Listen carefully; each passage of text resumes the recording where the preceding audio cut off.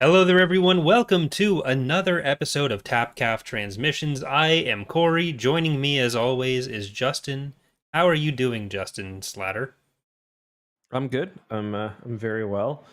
Just finished reading Shadow of the Sith, not Shadows of the Sith, as I've accidentally been calling it on and Mm, off. Shadow. There's only one shadow being cast by this Sith in particular. But how are you, Corey? I'm good. Normally, we have a few minutes to catch up before the episode, but we didn't tonight. So I'm curious about all the happenings in your life. I've been fine. I think I fixed my webcam, so I'm coming in at a Oh, higher did you figure out resolution what than was going usual. on? I What, updated my what's BIOS, and it seems to be working. So I guess it was motherboard updates I needed to do. Yeah, you look rather pory today.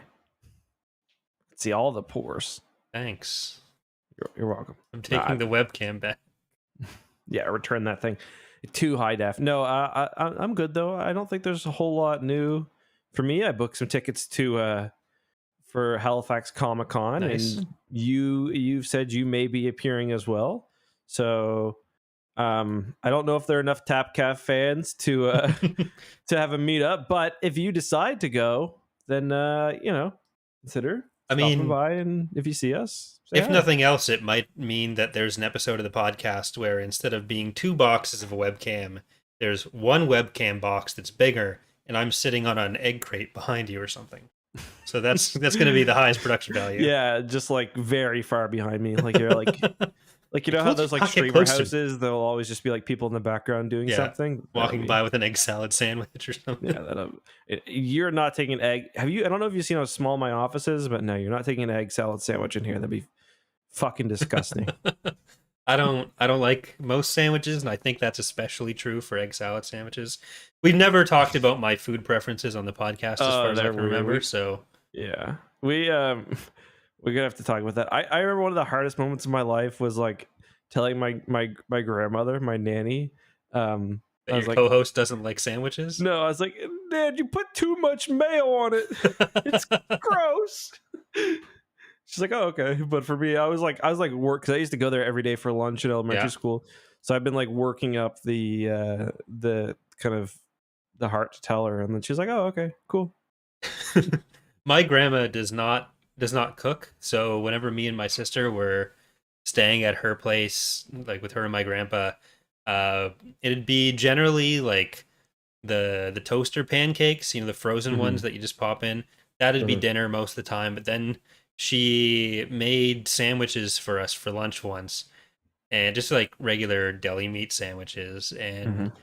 like I never liked sandwiches, but I had to really pretend I was having a coming to Jesus moment with sandwiches to not have to tell You her don't that want, this is yeah. I actually, I don't mean, want with this. old people, that could be the thing that finally kills them. Yeah. You know, that could be it. So All right. yeah, I Well, can definitely relate. we are going to be talking about Shadow of the Sith today, a very long novel. Jesus Christ. It's Sorry. it's different when you're trying to read it on a schedule, but Yeah. When I'm normally reading a book, I like length, I don't care about at yeah, all. Like this would not have the length of this wouldn't have turned me off whatsoever, but you're right. When we've got a week between novels and realistically for me it's like we could have no. started much earlier than Yes. Yes. that's our But fault. yeah, it's totally our fault. But yeah, this was a long one. The audiobook was only about 18 hours, which isn't that much longer. I don't know if it was just because of narration, but Yeah. yeah. But before we get into the book, any Star Wars news that's come out that you want to get into? I don't think there's really been any big Um, announcements the recently. big thing is that there's this podcast called Tapcaf Transmissions, which you should take some time to go on your favorite podcast platform, subscribe or follow, and leave 5 stars because it really, really helps. Between last episode, we did get this review by Wilhelm, who says, been listening to this for 2 years now and still love it. From the balanced discourse to the variety of coverage on books, shows, and news, Corey and Justin will always keep things fresh and real and give us something to look forward to each week. Keep up the great work, guys. Hey, So, thank you. yeah, that's pretty Uh, important news there. Other than that, I don't think we've gotten a whole lot. Is there anything you can think of? no, there's been no show to watch for Star Wars. Like, thank God we're going to be having two at a time in a few I months. know, it's going to be crazy. The Galactic Star Cruiser caught on fire, which is kind of funny. And like Really? literally this time, not figuratively. I had not heard that. Yeah, Is it everyone caught on okay? fire and I think it was a very small fire and they had Okay, to that's evacuate, but it was funny because apparently, have you ever been to Disney before? When I was like 8. No, I would have been 5. It was 1997. So Well, honestly, like the cast is the best part. So I guess they're doing a pretty fun job to try to keep it all within universe, even though they're like you go inside the Star Cruiser and it's it's supposed to look like a Star Wars ship, and they're evacuating through what is essentially like a backstage door, like into an industrial parking lot. that's a funny. missed opportunity. I know you got to keep things obvious, but like escape pods or that, Yeah. you just throw that on there. Oh my God! Look at this industrial shithole. It must be Corellia or Fondor or something. We did actually, I think, review copies of the Galactic Star Cruiser tie-in book are starting to go out. So Okay. that'll Is that be- the that's is that the romance one? Yeah, the Han and Leia. Yeah, I might have to read that one. Might have to read that one. But, Yeah, it hopefully involves a scene where we see young Ben Solo being conceived on like some dirty motel sheets, because I imagine that's what the Star Cruiser would have to be in universe. I know. well, it's yeah, supposed to be a if fancy Han's thing, going, but then yeah, exactly. he's been banned from most fancy establishments. So Yeah, it's like, oh, we got to go to the Galactic Star Cruiser ice machine. Get mugged by Trandoshans. well, those are the better places to go, because if you go to somewhere that's too high end, then those are the ones that have like the mini fridges that will charge you if you move something, so you can put your own drinks in the fridge. Oh, I totally agree. I actually really like hotels for some reason. Like if I'm going to a city, I don't know, I like staying in just standard hotels where you know what they're like, and you know all the like no huge surprises. But I don't know, I'm kind of weird like that. I don't know the last time I would have stayed in a hotel. Like the last trip I made was when I went to Scotland in like 2017, but I stayed at my friend's place for that. So it would have been like with my family as a kid. My hotel really? experience is lacking. Oh well, when you come to Halifax, Yeah. maybe you'll stay in a hotel then, I definitely will, and or an Airbnb. Airbnbs here are pretty plentiful, so yeah, that's why Charlie can't find a house. yeah, exactly. But Yeah, should we talk about the book? Do you want to give a general kind of 30-second impression before we go full into spoilers? Considering this one is pretty new. yeah, so I'll do a plot synopsis rather than an impression. We'll save the impressions for after the synopsis, but basically this is a story that has a few different main plots, so a lot of them do tie together a lot earlier than is typical for a Star Wars book. But you have your primary thing that you're coming here for from the cover. You have a Luke and Lando adventure. You have Rey's parents running away from Ochi of Bastoon, and you have Ochi of Bastoon trying to track down Rey and Rey's parents. Drinking engine coolant. So Luke stuff opens with him trying to track down Jedi and Sith artifacts. He's getting some visions of Exegol, and we find out they're coming from a long dead but not super dead Sith Lord kind of viceroy dude who is living in a mask. There's hunting for him. There's hunting for Rey and Rey's parents. Lando struggling with finding his daughter. Very depressing storyline there, especially considering we know how it ends up. Yeah. Well, we sort of know how it middles up. I feel like the Rey's parent stuff is a bit more. Yeah, it was a pretty depressing story all around. Yeah. But yeah, so I guess that's a good way to set the scene. And I think the very first chapter is Rey. I think it goes maybe Rey's parents, then Luke, and then Lando. Which kind of storyline early on were you most engaged in or interested in? Early on. Early on, I think the Luke stuff. Oh my God, is that the spirit of Viceroy? Hell. I'm in hell. Oh. Why won't they let the Sith be Sith? Sith Lords are just angry at a god they don't believe. But people are going to be very confused. Yeah. But yeah, the I think like looking for the Sith artifacts as just kind of the world building for Hmm. new canon is stuff that I'm not as familiar with is what I was most interested in. I think overall, it's Lando as a character that's kind of the brightest spot for me for the book. Yeah. This is honestly, I don't think we've ever had a Lando story that was like that handled the character in as interesting a way. 'Cause, like you get kind of the Luke and Lando adventure of the Corellian trilogy where he's trying to find a Hmm. wife rather than find his lost daughter, and a lot of that is uh, a bit more comedy than like really giving his character depth. And Hmm. besides that, it's just what the Black Fleet Crisis stuff, which was Yeah. more serious, but also was more of like the mystery of Get a good look at Lando in early Fate of the Jedi, but yeah. yeah. Um, Well, in Fate of the Jedi, he's already got his son who does nothing ever, and yeah. here he's looking for his daughter. So Yeah, that's kind of what I tweeted last night. It's like it's amazing how different Lando in canon versus Lando in Legends is. mhm. And I actually like what they're doing with him in Legends, where In in canon, you mean? canon, yeah, sorry, in canon rather. In Legends, there's little Lando Jr. who's like conceived and birthed and then kind of never heard from again. And Lando kind of just does this thing that most of the Legends characters do, where they essentially continue on their life in the same way.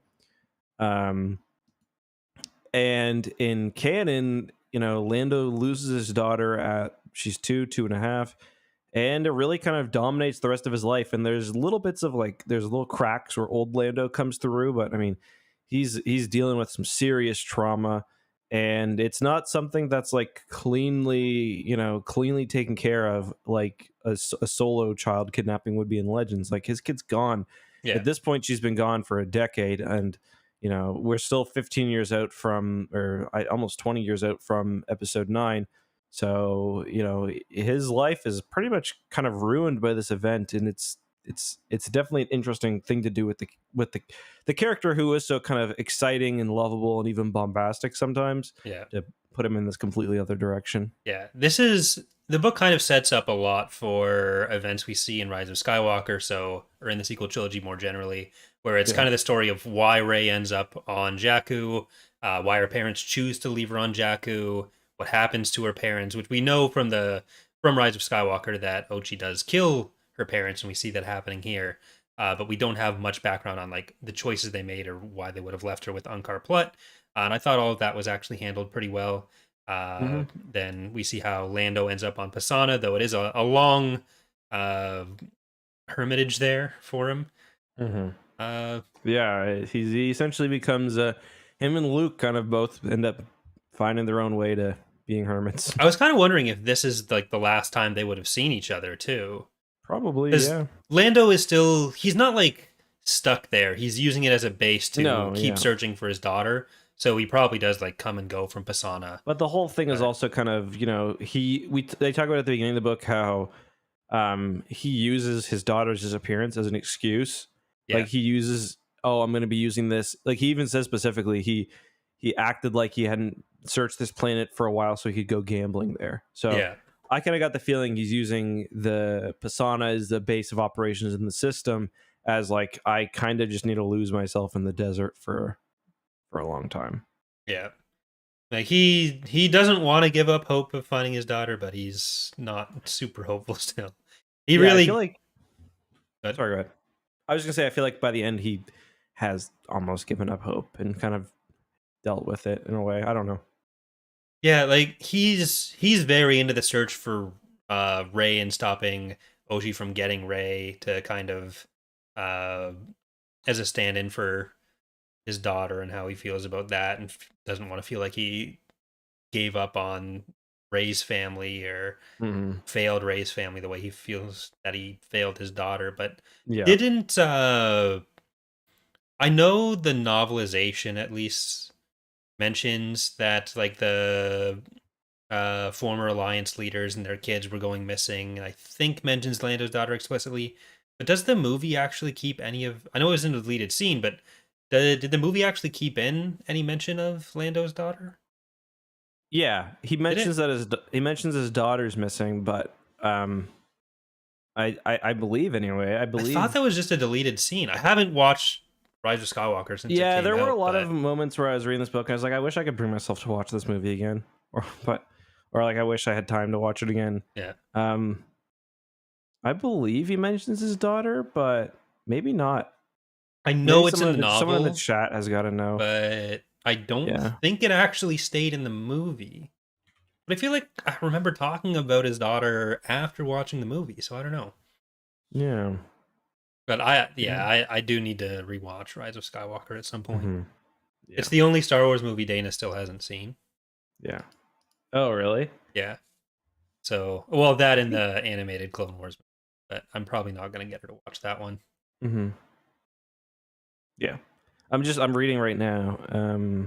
Yeah, it was definitely in the visual dictionary as well. Maybe that's why I knew about it Yeah, in the you're movie. right. I guess it wasn't in the movie. Interesting. Huh. Okay. Yeah. Well, He mentions it at Pasana, and he's. I'm gonna try to listen to this. I'm gonna try to watch it as we talk. But yeah, yeah, let's keep I going. don't think he says it explicitly. I think he like alludes to it at the end of the movie, with like finding your families and stuff. Mhm. Uh, but anyways, Yeah. yeah. So a lot of the movie that this ties in closest to is Rise of Skywalker, where it's a lot of the details from that are kind of being Mhm. expanded on. It's not gonna probably change Yeah. anyone's opinion People. on Rise of Skywalker, but it does help with a lot of the background. Yeah, I feel like people had kind of like I was reading. I'd kind of read through. I did like an early reading of this book, where I literally just skimmed it, got the main plot points, which I do a lot when we get these advanced reader copies, just to see like, do I really need to read this early and prepare? Like, is there going to be something earth shattering? And there really isn't. It kind of just it does clear up a couple of weird plot points. Like the fact that the big one is, why are Rey's parents leaving Jakku and Ochi's shuttle? That was always kind of a weird one. But other than that, it's mostly just context.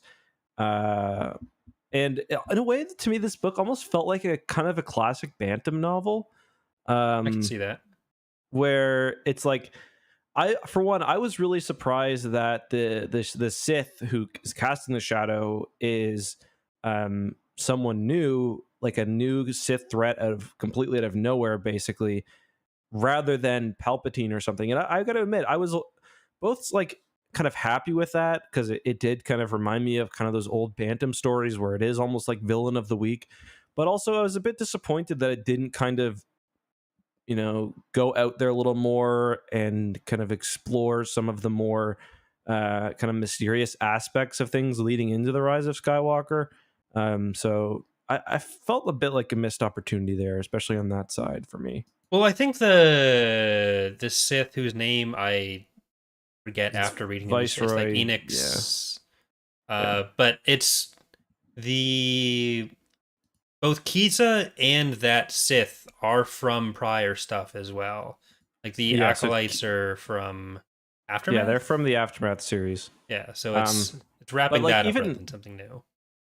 even in that Aftermath series, like, so the Aftermath series, for those who don't know, is basically the first bit of Star Wars canon material, expanded universe canon material. And in that, there are the story of the acolytes of the beyond, and they are largely relegated to like the story's not about them. Yeah, it's like interlude They're stuff. interludes. Yeah, it's kind of the same with what's his name in Boba Fett's armor. Cobb What am I Vanth. forgetting? Yeah, Cobb Vanth. He gets a bit more attention from what I remember. But I don't think that the one I was meant to ask Alex about this because I know he would know, but I don't think the one kind of good former acolyte of the beyond, I don't think she was in Aftermath. I don't remember her anyway.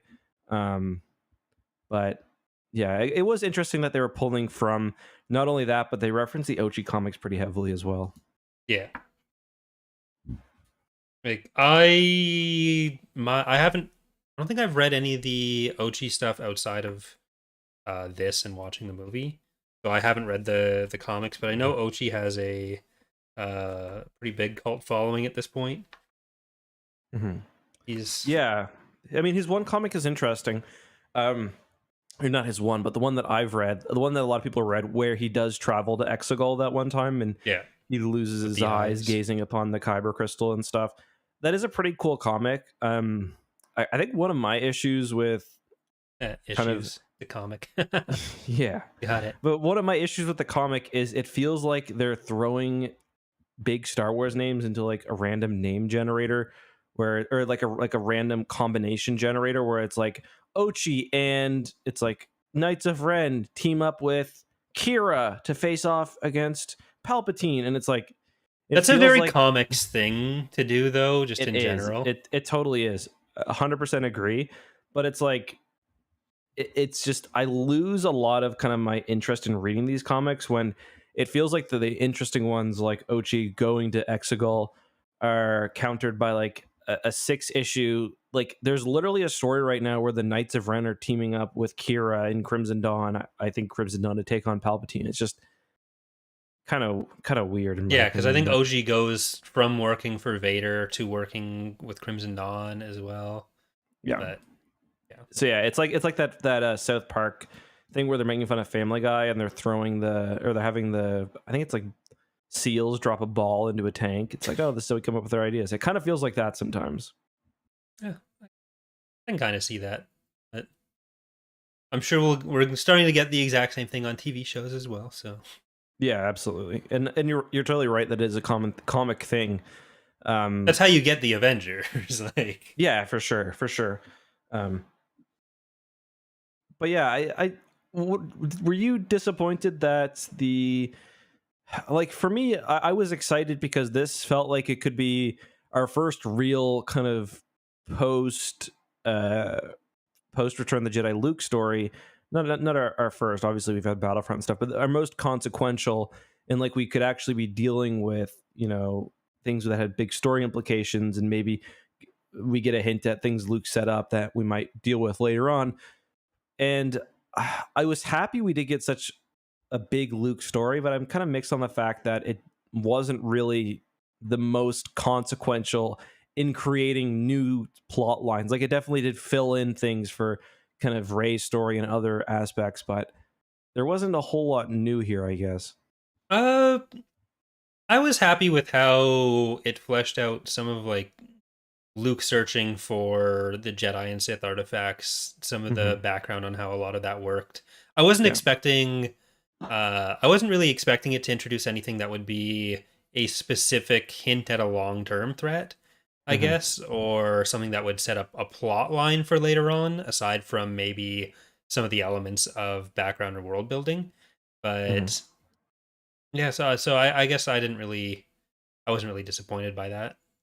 I guess I was expecting to see maybe. Sorry, continue. I didn't mean to cut you off. I've never been under the impression that they are ready to address the post-Tross galaxy yet. So I really don't think a novel is going to go there until plans for something bigger are set out. Mm-hmm. Whether that's a movie or a TV show. If it's a TV show, it'll probably take longer. If it's a movie, it's probably still going to take a while as well. Like Yeah. maybe that was going to be Rogue Squadron, but with movies being where they are, they need to stop announcing movies until they're Oh yeah, for actually being sure. made. But yeah, I Yeah, don't think a book will take that step.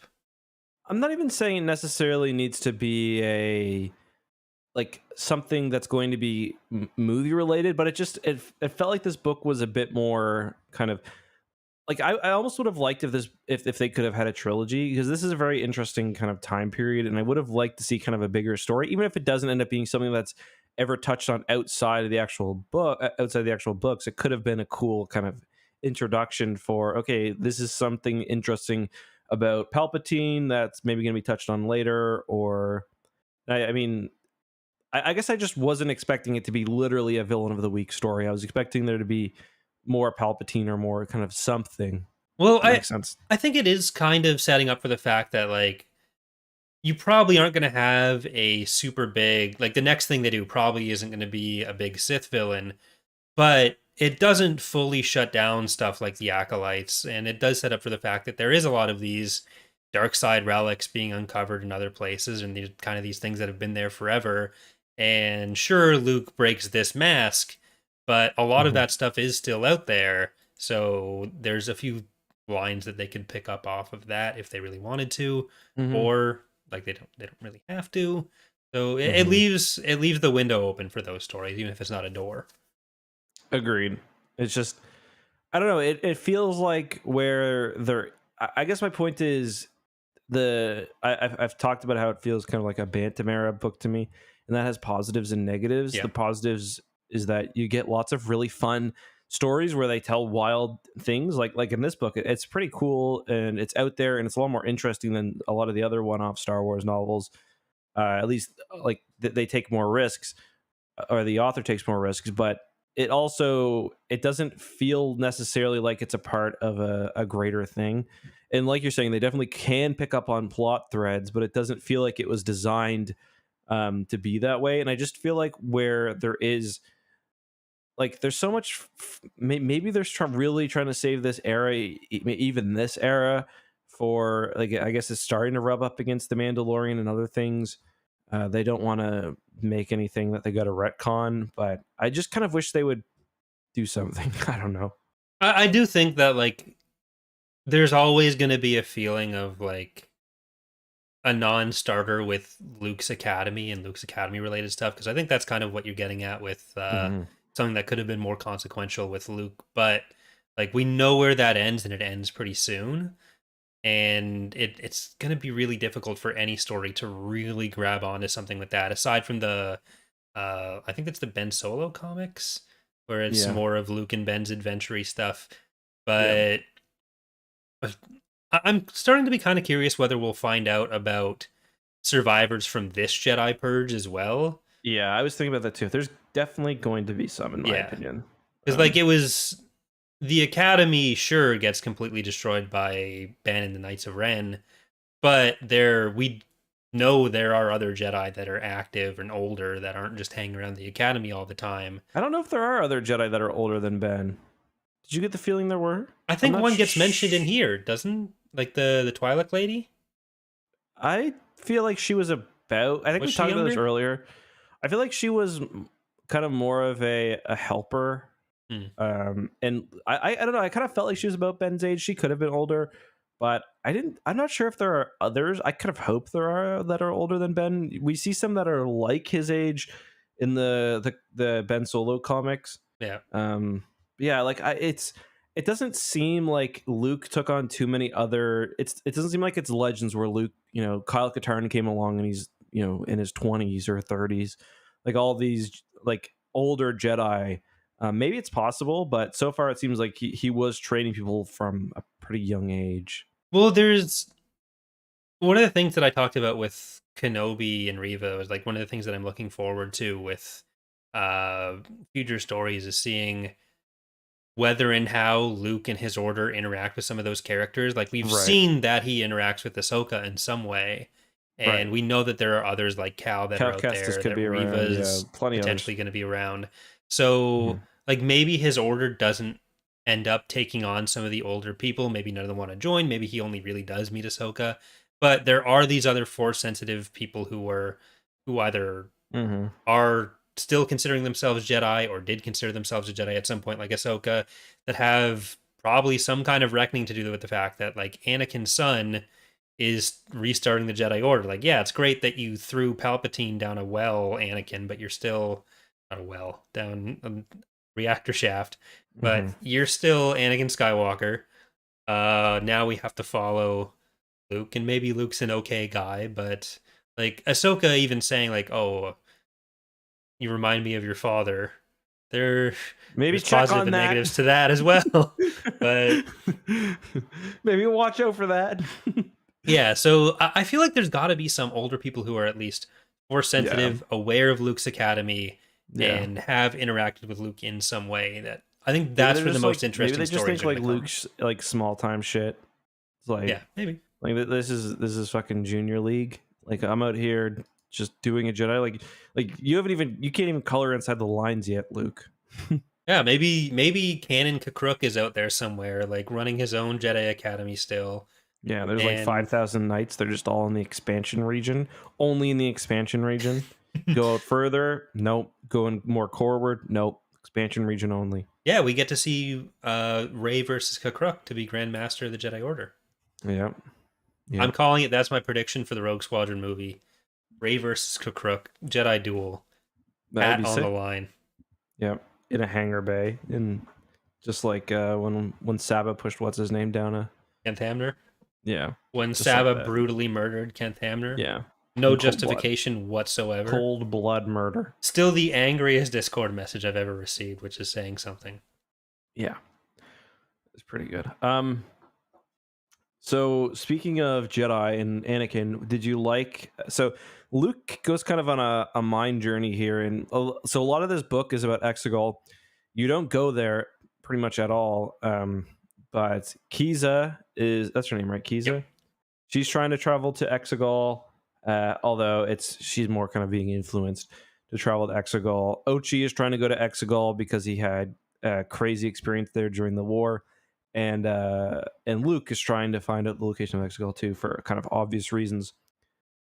And while he's meditating, he kind of goes on a mind journey there, and he is attacked by these dark figures. I don't think they're supposed to be the Knights of Ren because they're using lightsabers. I think they're probably just kind of either Sith ghosts or kind of just spirits or manifestations, or they're just Sith Eternal members. And he's saved by kind of the Force ghost of his father. What did you think of that scene? I actually liked it. I did like how it had some mentions of both young and old Anakin. Yeah, so it's not a thing that he's always able to do. Mm-hmm. It's like he's trying to pick up a Force ghost at the club, and he's young, sexy Hayden Christensen, and then he keeps Force flashing back to like old Anakin. Sebastian he's like, no, Shaw. not now, please, yeah, not Sebastian Shaw. I wonder if that ever happens to Obi-Wan, or if it's just an Anakin thing because he's going back and forth between pre-fall and post-redemption Anakin. Yeah. But I don't know. I liked it. I like seeing Luke and Anakin interact. I do like that there wasn't the same self-righteousness to Anakin as in Truce at Bakura. Yeah. But yeah, I don't. Some I think so. He's kind of struggling to maintain his form. Yeah, and some people argued that was because he kind of just exerted so much energy, which is definitely possible. To me, I feel like it's more representative of the fact that he's still got a lot of shit to kind of come to reckoning with. Yeah, that's how I felt when I was reading it, rather than it was the I felt it was more of a he shouldn't necessarily be able to take this form in the first place, rather than I just fought off those Sith ghosts and it's really difficult, especially because like in his penitent form, he's going to Exegol to do that, which is probably not easy when you're in the process of unsithifying yourself. Like if you're detoxing and then you just jump into a pool full of beer, then that's probably not great. Yeah, no, that's a good point. I hadn't really thought of that. Yeah, I liked it. I liked him. I thought it was pretty clever for him to be kind of flashing between his different forms. It's like George fighting back, or George like trying to keep the Hayden Christensen special edition changes in. Well, the editor tries to cut it back, but yeah. I was always, by the way, for those wondering, I was always Sebastian Shaw was my favorite version of the Force Ghost. Yeah, I feel like Obi-Wan and Obi-Wan and Yoda would have been standing there, feeling like they got a raw deal if they're standing next to Hayden Christensen. Yeah. It's like, Obi-Wan's like, does your guys' back hurt? And Yoda's like, yeah. And Anakin's like, no, I feel great. But, I mean, if we're not this crude matter, then, like, the Force Ghosts are just a manifestation of whatever. They can all show up however they want. So, just Obi-Wan and Yoda weren't trying hard enough. Or maybe they didn't want to appear that other way. Maybe they were happy to. Yeah. Yeah. Look, all I'm saying is that if I'm ever coming back as a Force Ghost, I'm coming back as like 5-year-old me. I was much smaller. I could fit in a lot of places. If I'm a ghost, I'm not worried about climbing up things and falling. So I just clamber up whatever if I'm too short for something. I was always really happy with being a tiny person. So I don't know. I'm going to come back only as like a mole that I have on my back. So you're It's just like, floating yeah, there.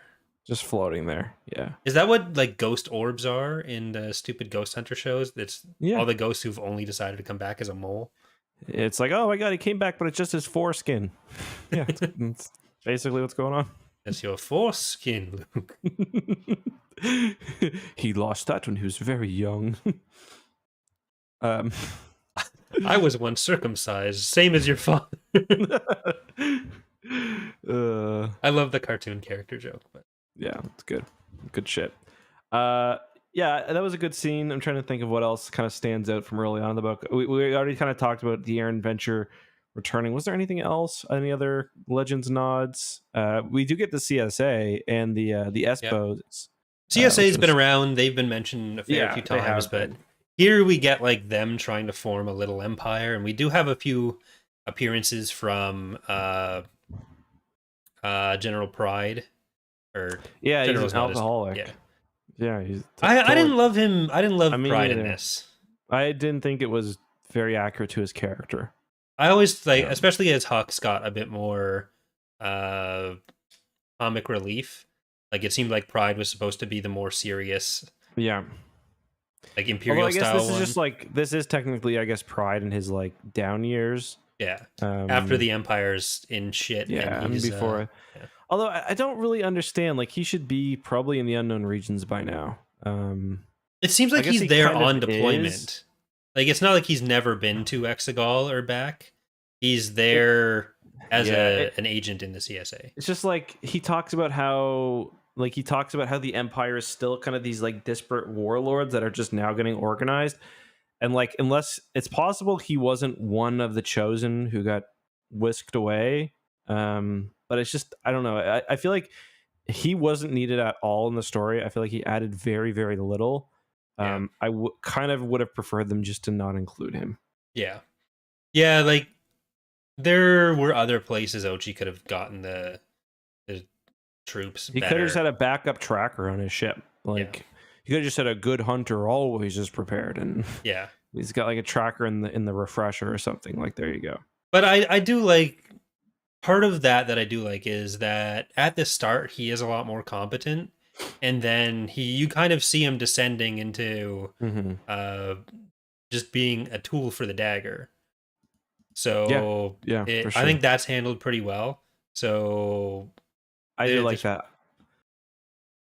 He probably wouldn't have had the presence of mind at that point to still use the tracker. I feel like that still does need to come from someone else.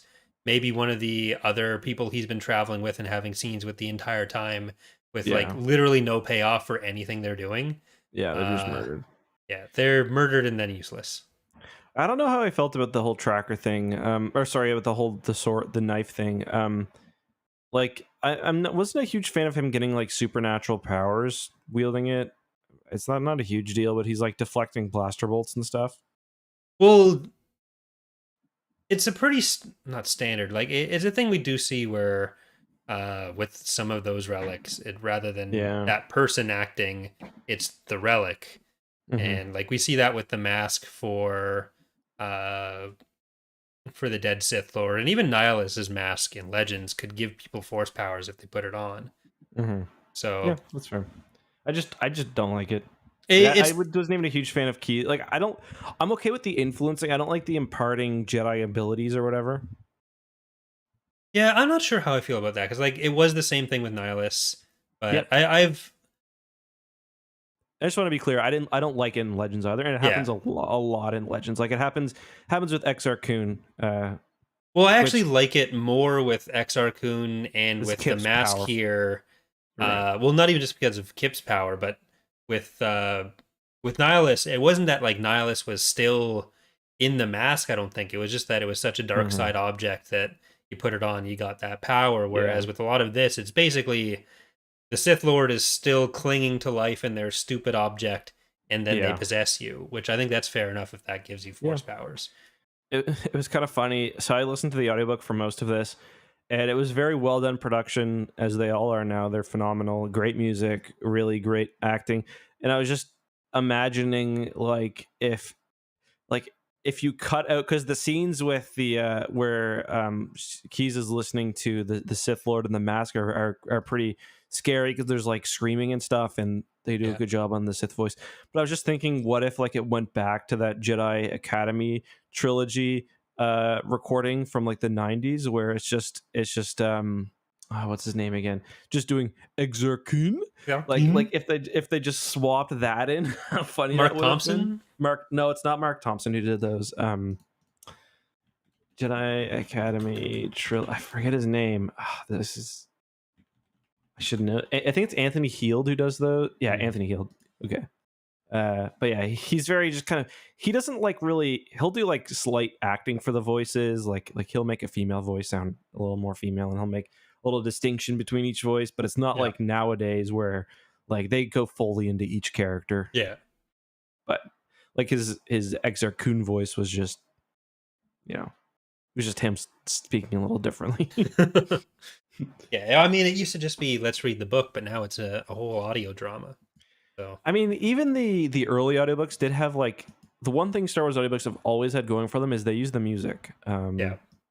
Well, they won't get copyright strikes. It adds so much. The music adds so much. Yeah.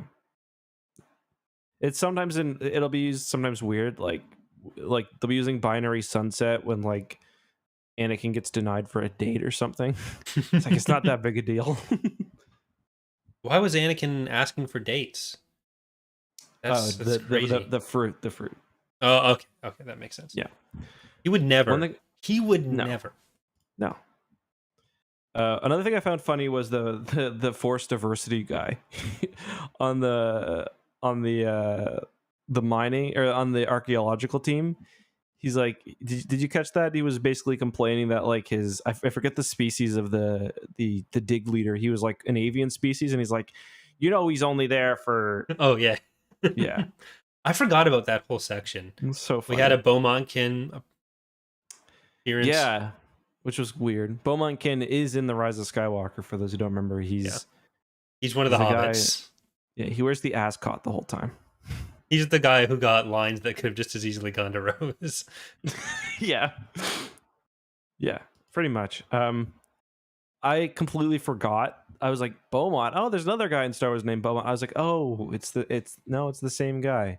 Yeah, because this is where he was established as working before. So I don't know if it was necessary to come here, but I guess if you got to go to an archaeological dig site, then why not? Yeah, that section was like where it's pretty early on when they're in the dig site, and that's where it was like, okay, this book feels like it's dragging a little bit. You know what I mean? I do like all this stuff from like Luke's perspective. There was like, this guy seems like he spends all his time on 4chan, and he's a dick to everyone around him. Yeah, but everyone still is hoping he's all right. Yeah. It's like he's like started watching like Ben Shapiro videos like all day, but he's still a good guy. One thing that I didn't like about this book is Luke.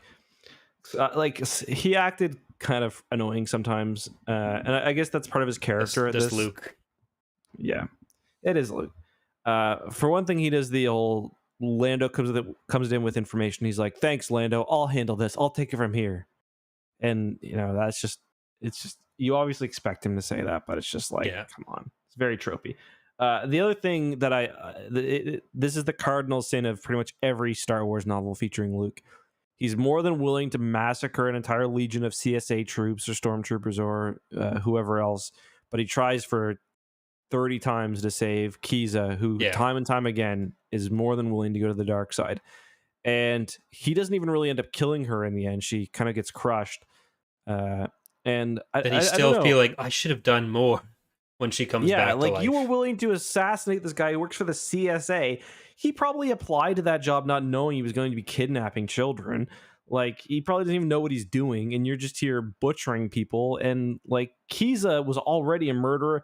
You gave her chance. You're doing what you need to defend the galaxy. It's just like, come on. Yeah, in any kind of fiction like this, like us normal people, we only exist to be character development for the powerful ones. Except like for the Thrawn duology. Yeah. It's like the scene in Battlefront 2, which is a very good scene with him, where he's talking to fucking name? I forget the guy's name, Mm. but it's the You gave me same the exact choice. same situation. Yeah, after Luke had killed like 40 people on his way there. Yeah, I tweeted about that, and the writer for Battlefront 2 responded to me. He was like, I get what you're saying, but like, what do you want us to do? And I was like, don't have a gameplay section right before this sequence where you have to slaughter 50 stormtroopers to get through.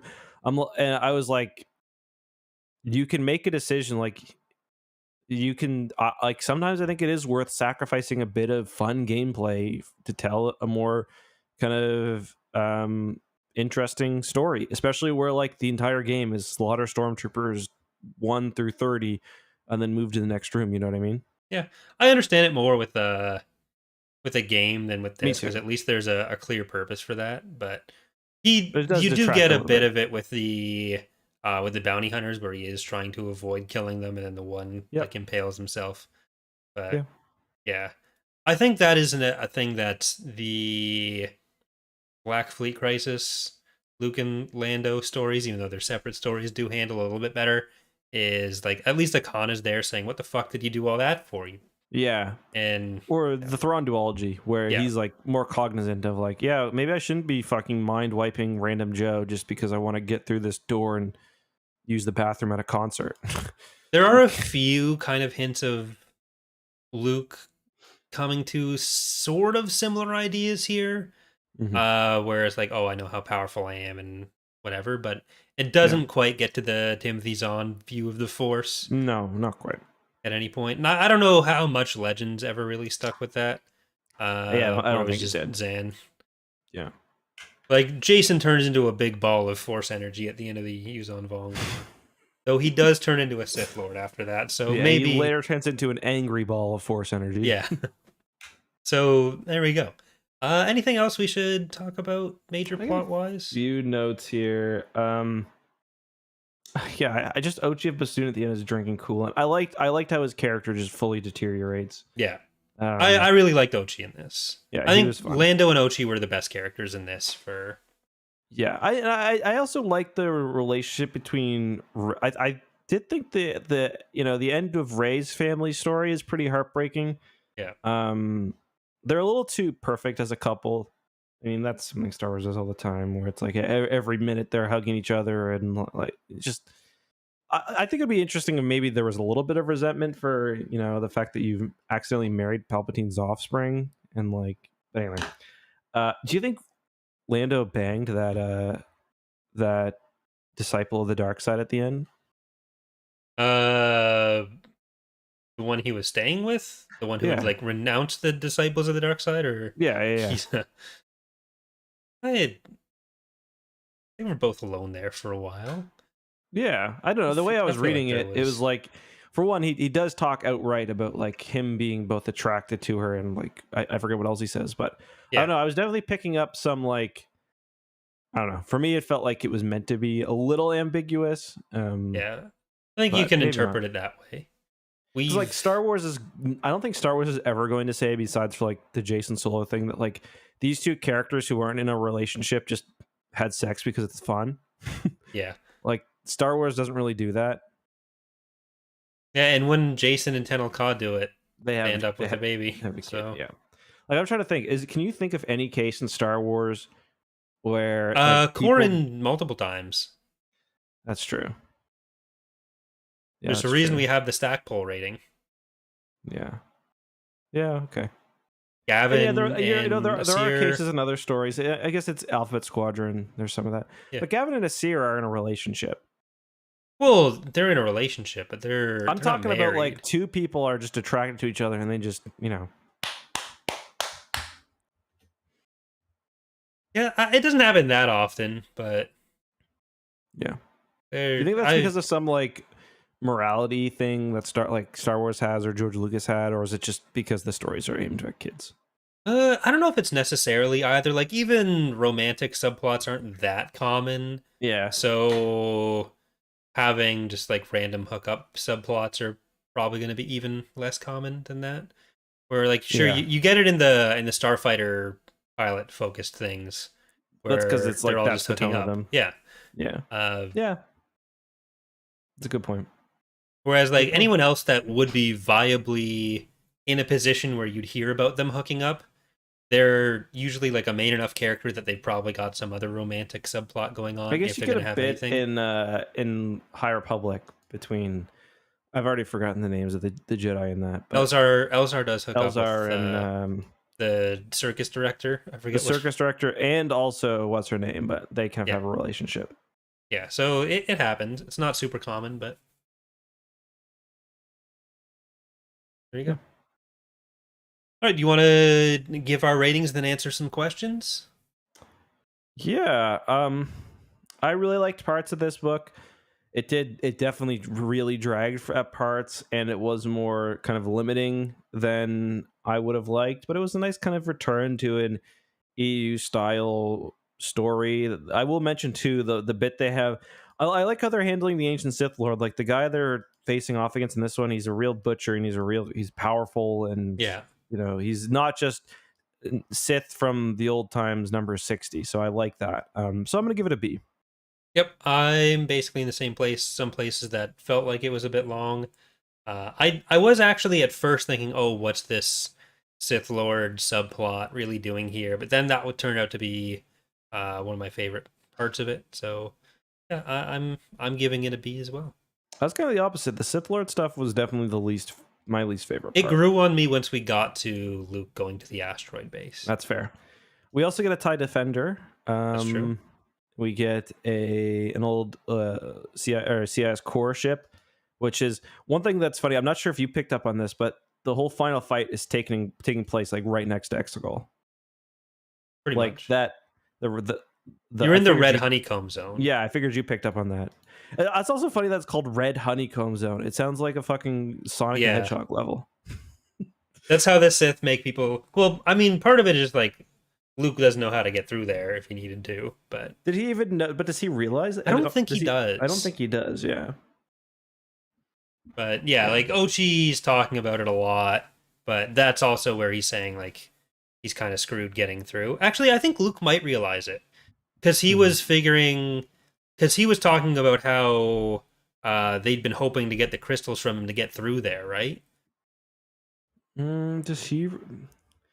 Yeah, Didn't I he guess he comment on that's does. why they'd want it because the ship crashed? Now they'd Yeah, I don't know if have he the realized navigational though way that. through. Yeah, you're right. He does make that connection. I don't know if he knows that it's that specific area of space. I can't remember or not, but that's a good point. He does. Yeah. Like He does maybe he make that doesn't realize connection. that is where Exegol is, but he knows theoretically Mhm. that's how they'd be planning to get there. So One yeah, thing I like too is there's this book has lots of Lovecraftian, or not necessarily Lovecraft, lots of Leviathans in it. yeah, There's one on the crystal planet they fight on, which is kind of neat planet. Lots of cool planets in this book, and then there's also space one. the the space one, which is also featured in the Vader comic. Yeah. I forget what they're called. Same one as in Solo, or relative of the one in Solo. All right. I think that does it Yeah, for good those. book, fun book. Definitely, I'd recommend it. Pick up the audiobook. The audiobook's really good and it's long, so you definitely get your enjoyment with it for sure. Yep. All right. We do have a few questions, mostly not related to the book itself. I'll have to check again afterwards, see if we got any new ones while we were going. But our first question that's most related to the book is from Joel, who says, since This both one just came Plagueis in, and didn't it? Revan have been mentioned in canon and by this book, it seems that we may get some more in-depth look at these characters in new canon. However, what do you think they'll change and what do you think they'll keep? In particular, what do you think of Plagueis that they'll keep from the James Luceno book, given that he was a Lucas character first that Luceno just happened to flesh out? You think they'll go a completely different direction with Plagueis towards something Lucas had more in mind with the character to do a new take on him? I don't know if I'd necessarily call Plagueis a Lucas character. I don't know how much, but I know, like, I don't know what Lucas invented other than the name. I'm not saying there weren't aspects. I just actually don't know. Yeah. I think that's Um, what Joel means there, of that like the name was invented by Lucas and then yeah. the details fleshed out by Luceno. I, I I honestly couldn't guess. I think they've purposely left it as open as possible. And like, even if Revan, they could make an entire High Republic or Old Republic thing, canon with another character, and then Revan just becomes another Sith Lord from whenever time. Yeah. I have no idea what they'll end up doing with Revan if anything changes with him. I think if we see Plagueis, the most likely place to see that is going to be an acolyte, like a Acolyte, background yeah. figure there. I don't. I think they'll probably still keep him a Mun, just because it's so identified with the character now. Like they wouldn't have to keep that, but it's not like it's an obscure detail. Yeah. It's something Yeah. that like there's no reason not to do that unless they need him to blend in with society in some other way. Yeah. Yeah. Uh, but beyond that, they've probably got to keep the whole experimentation element of him with like the midichlorian experiments. Yeah, But especially because it ties in to kind of some of the stories they're doing now. Um, I got a question. So, Kiza is using a lightsaber from a different Sith Lord, Nisus or Nictus or what? Or Noctis. Noctis. But in the flashbacks, doesn't the other Sith have the same kind of lightsaber? Like, doesn't he also have a curved, like a scimitar style blade? I thought. I don't know if he had a lightsaber. I was less clear on that. I think he did. I think it talks about him turning it on in front of, like when he's in the dining hall and murdering everybody. But maybe I could be mistaken on that. I thought he was using like a regular sword, but I Oh, might it's have just misread possible. it. Because Possible. I did pick up on the curved thing, like, oh, what did he have Noctis's lightsaber? But I don't know. Yeah, and that's from the kind of hints at that. It kind of hints at its origin in the book. That's from like the Legends and Myths book, which I've Yeah, read a bit of and I heard was pretty good, but yeah. I haven't read it all. It's not a fully canon thing, but like they just it's the kind of thing where you can use whatever you want. I actually just found the section really quickly. Congratulations. As hard as an iron found. But yeah, I Yeah, you're right. Black iron rod. Oh no, hold on. Someone screams as the red blade appears, long and curved, a scimitar made of the dying light of a red sun. So it sounds like he's got a red sword. As the red blade appears, long and well, curved, a isn't scimitar it what made he of the dying light. was? Isn't that what he was forging? No, Was this is the before that. okay? Yeah. So I'll just read the section out because it sounds like he may have just had a red blade, and maybe that's why he was attracted to Noctis's lightsaber. I don't know though. Someone screams as the red blade appears, long and curved, a scimitar made of the dying light of a red sun in the hate of Viceroy Exim Panchard. Panchard. He beheads the jester, then stands and laughs. Oh. Because I'm not sure when he was around, whether it was like a pre lightsaber thing. Because he seems less like Galactic Sith Lord than Yeah. like He just seems like a random Sith that was on a planet. yeah, like one of the Tales of the Jedi style Sith lords. Yeah. But And this other one, they talk about the sound of the curved blade. okay. Well, if it was making So sounds that weren't just like swish, then it it's was probably a unclear because lightsaber. it could be, well, he's swinging it. I don't know. Oh, wait. The Viceroy, the red scimitar of light. So it sounds like he Okay. had a red lightsaber of his own. So. Yeah. So I So, guess he lost his lightsaber, then sought out one that was similar. If or anyone, he, depending on like the timeline, maybe he could have he had had Noctis's the himself. yeah. Yeah. But thank you, Joel. Our next question is from Christopher, who says, with Star Wars mostly set in the 80s sci-fi punk, what modern technology or social concepts would you be interested in seeing added to canon? For me, it would be fun if there were some materials exploring social media within the universe and how the galaxy collectively reacts to the major events and people, and what HoloNet culture would be like. It'd be I disgusting. don't really want them to go into that too much because I feel like that changes the nature of the HoloNet a bit too much. Where I don't really feel like the internet or the HoloNet is a full kind of internet replacement, but I don't know. I honestly think they could do more with the droid rights stuff and the droid consciousness. Like they touch on that continually, but yeah. Yeah, it never really goes anywhere beyond that. I'm gonna tweet the author and see if he'll answer the question about the Lightsaber? Yeah. yeah. Seems pretty active on Twitter. Probably. Yeah, I notice anytime the book gets mentioned in like my comments, he always comes and likes it and responds when he can. So Cool.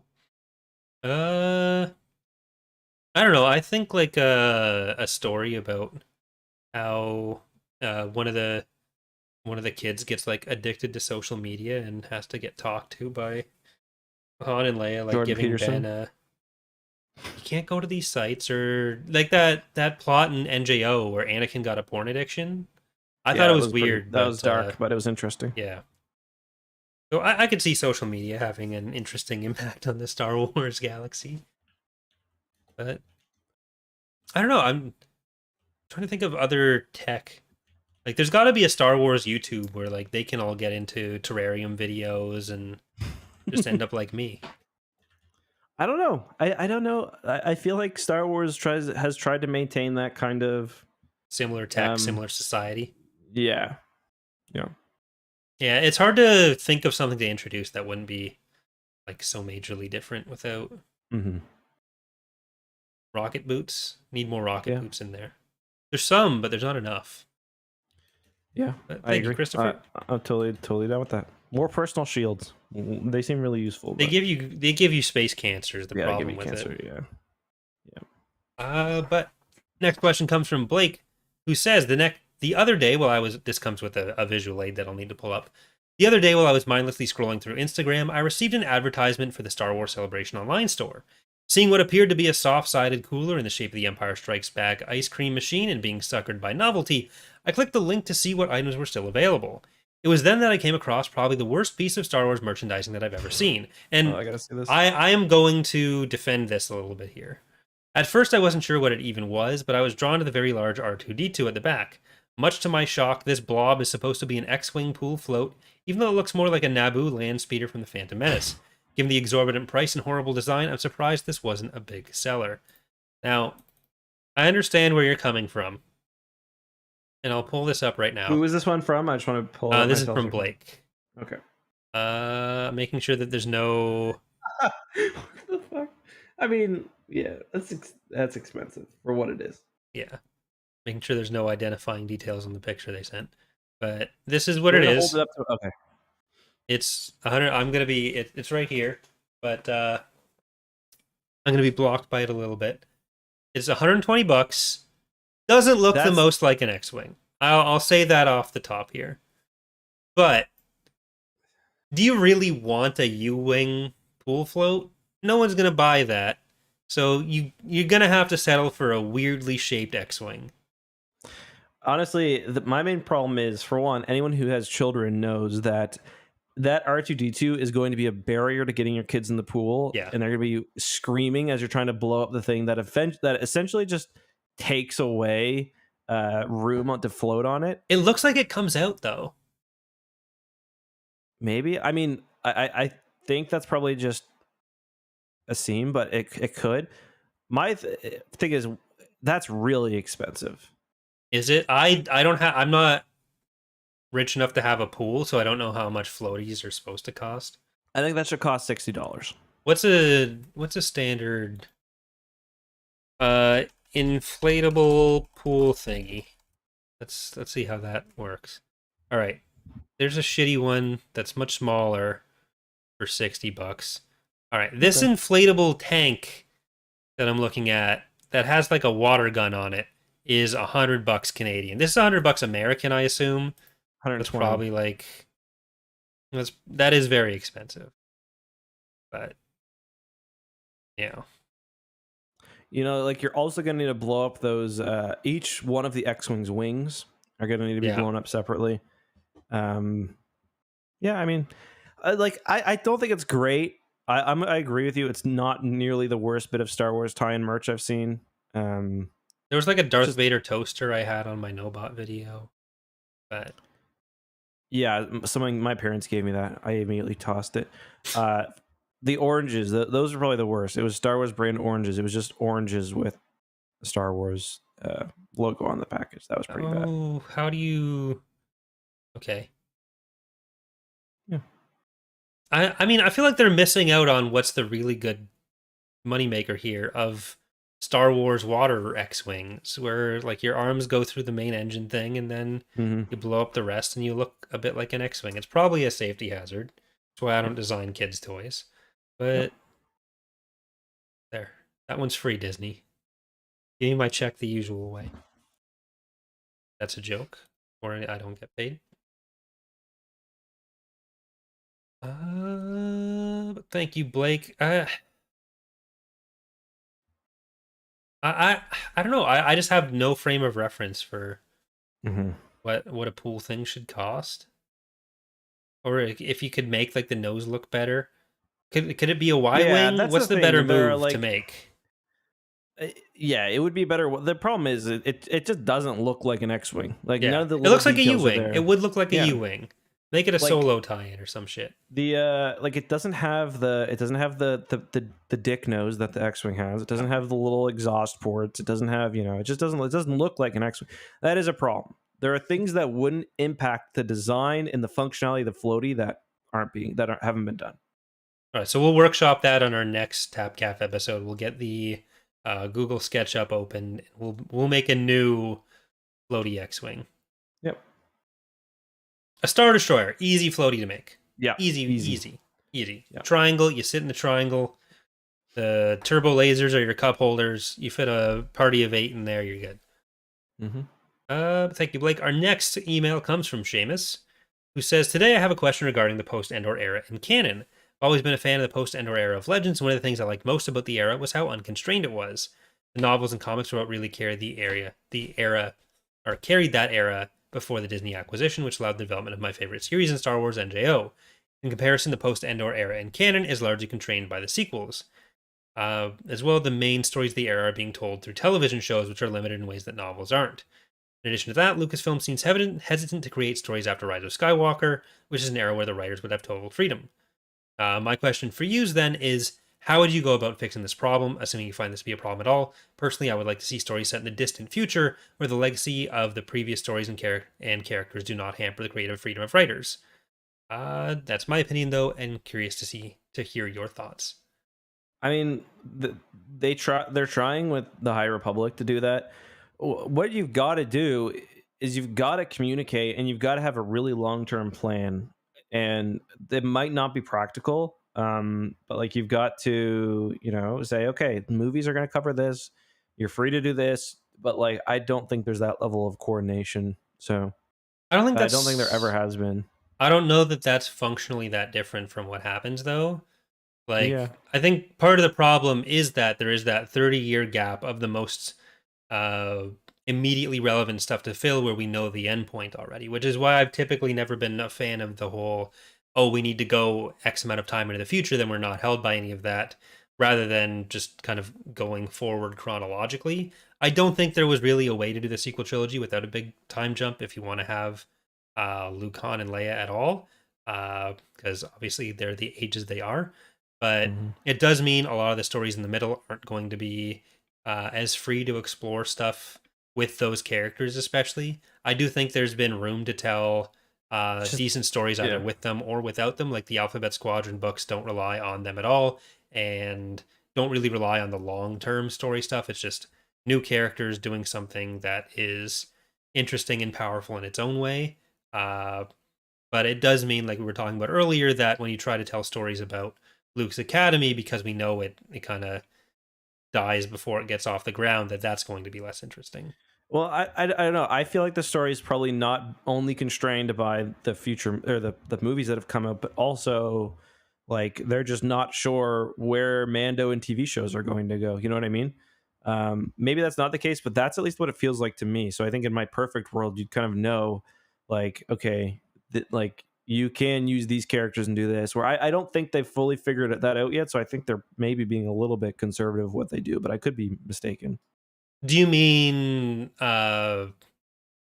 like no books would be able to use characters like Ahsoka or Mando or any of the main Rebels cast because that's a thing that No, shows might I potentially more want to mean use? Or like they couldn't tell if they wanted to tell a Thrawn trilogy, for example, even if it fit within the confines of or maybe not a Thrawn trilogy. If they want to tell some big universe, like some big Thrawn trilogy level threat, where you can still come out by the time of the sequel trilogy, just with what's happened. And I think that they would probably be stopped from doing that because they want the Mandalorian to ultimately kind of drive what happens, or but they want the TV shows to drive what happens in this era.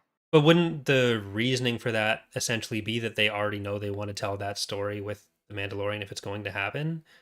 No, I'm not saying they want to tell that specific story. I'm saying that I think that they want, even if they don't know exactly what's going to happen, I think they want TV shows to be the driver of the Right. big stories in the era, even if they don't know what those big stories are yet. But So they're I not think that's saying, more of an indication of like the TV shows are the priority rather than that there's not the planning there. I think that's a result of the planning, saying that you can't do that with the books because if we do that, we want to do that with the movies. yeah, but if you planned it out, if you really planned it out to a level that might not even be possible, you would know, okay, the TV shows are going to be the driver and they're going to do this.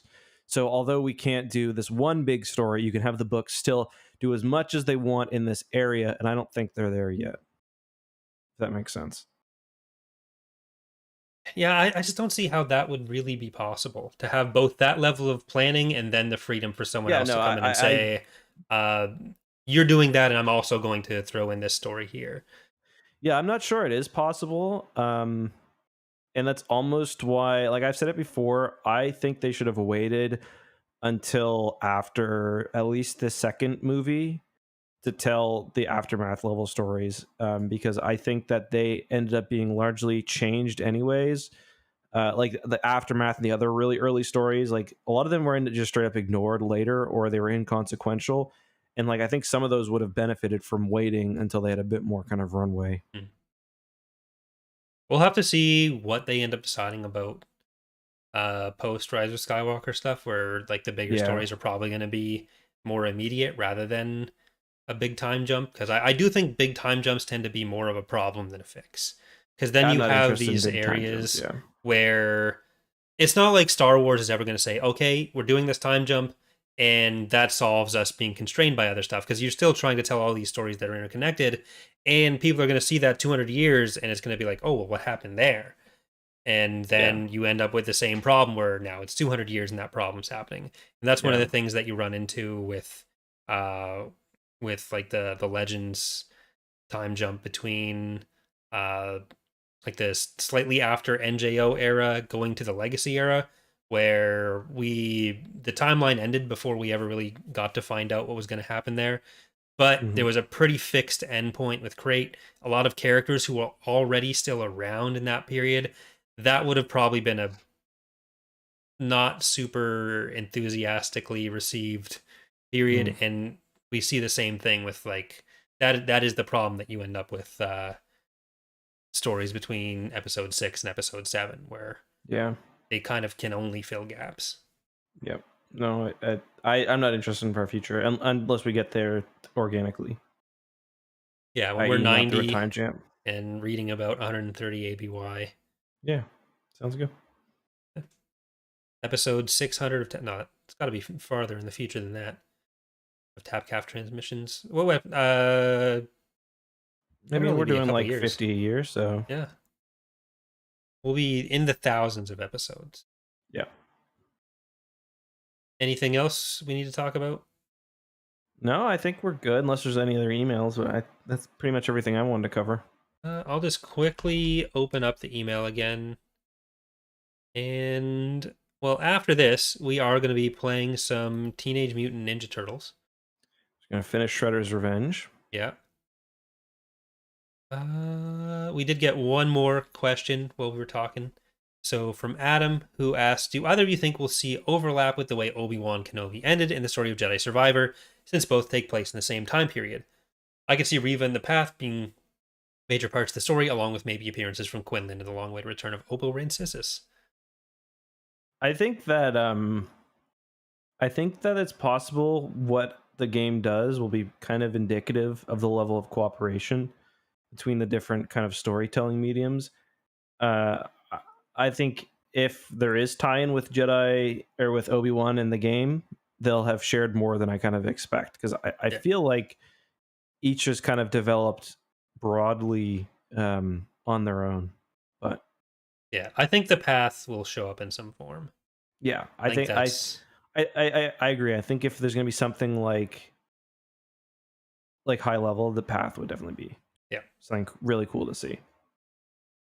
Yeah, beyond that, I don't think like I doubt Quinlan Voss is going to show up. I feel like the like older Jedi Master who's been through some shit is probably just going to be Eno Cordova. I don't think we need two characters for that. Yeah. So, like for that being the main reason I don't think we'd get another I think character. Quinlan like, Voss is probably just going to get his retirement, like he did in Legends. But yeah, he's gonna move away with Ayla Secura somewhere and clone of Ayla Secura. That's gonna be the big plot of Mando season 3.